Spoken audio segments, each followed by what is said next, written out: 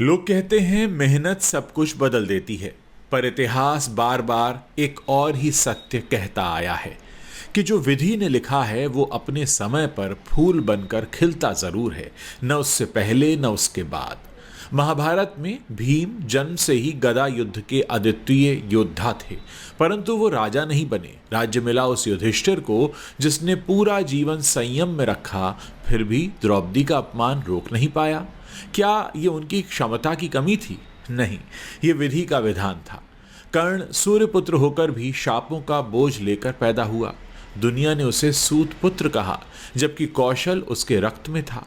भगवान श्री कृष्ण ने भी कहा, कर्ण मैं तुम्हारी महानता बदल सकता हूं, पर तुम्हारा भाग्य नहीं, क्योंकि उसे तो तुम जन्म से ही निभाने के लिए आए हो। बुद्ध के पिता ने उन्हें महल में बंद रखा, ये सोचकर कि वो कभी दुख न देखेंगे, और जब दुख नहीं देखेंगे तो सन्यासी भी नहीं बनेंगे। परंतु जब विधि का समय आया तो एक क्षण में उन्होंने सिंहासन छोड़ दिया और दुनिया उन्हें तथागत के नाम से जानने लगी। न उन्हें पिता रोक सके न राज्य, क्योंकि निर्णय ऊपर से था। मीरा ने भी राजमहल छोड़ा, शाहजहां ने जेल में अपने अंतिम दिन गुजारे, छत्रपति शिवाजी महाराज का राज्य छीनने की सैकड़ों साजिशें हुई, पर जो उनका था वो किसी से हिम्मत नहीं हुई किसी में कि उनसे छीन पाए, क्योंकि वो भी विधि के संरक्षण में था। और आज भी कोई धन लेकर पैदा होता है, कोई संघर्ष लेकर पैदा होता है, कोई सुंदर देह पाता है, कोई सेवा का अवसर पाता है, किसी के जीवन में प्रशंसा लिखी है, किसी के जीवन में अपमान। ये संयोग नहीं है, ये निर्धारण है।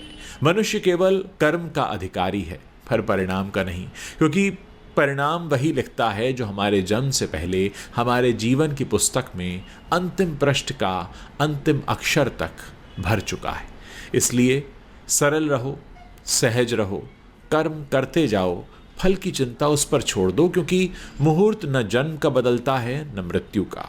और जब ये दोनों ही निश्चित हैं तो बाकी सब हमारी पकड़ में तो है ही नहीं, सिवाय हमारे सद्कर्मों के।